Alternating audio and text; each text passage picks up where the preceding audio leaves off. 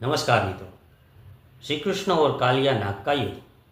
यमुना का जल उस दिन कुछ अलग ही दिख रहा था, गहरा, काला और भयावह।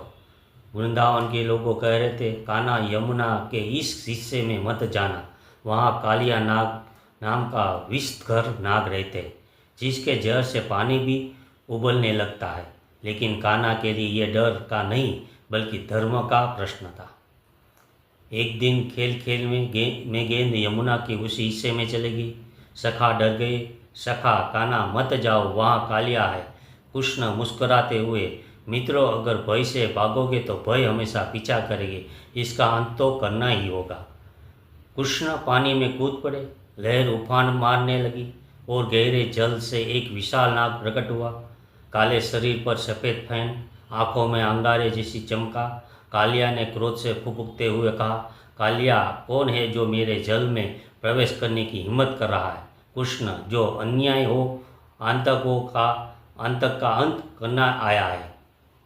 तभी भयंकर युद्ध आरंभ हुआ। कालिया ने अपने फैनों से कृष्ण को लपेट लिया, पर कान्हा ने अपनी दिव्य शक्ति से स्वयं को मुक्त कर लिया और जल से बाहर आकर उसके फैनों पर नृत्य करने लगे। उनके हर कदम के साथ नाग का विष और अहंकार टूटने लगा।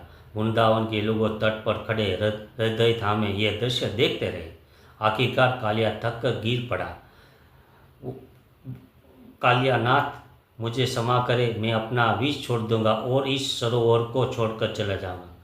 कृष्ण ने मुस्कुरा कर कहा, कालिया, जब मनुष्य अपने भीतर का विष, अहंकार, क्रोध और लालच त्याग कर देता है, तभी वह सच में शांत होता है। जाओ और अब से किसी को कष्ट मत देना। कालिया ने प्रणाम किया और अपने परिवार सहित यमुना को छोड़कर जल से फिर निर्मल होने लगा। यह कथा हमें सिखाती है कि भय और अन्याय का अंत केवल साहस से होता है और जीवन का सच्चा शुद्धिकरण तब होता है जब हम अपने अंदर के विष को छोड़कर प्रेम और सत्य को अपनाते हैं। राधे राधे।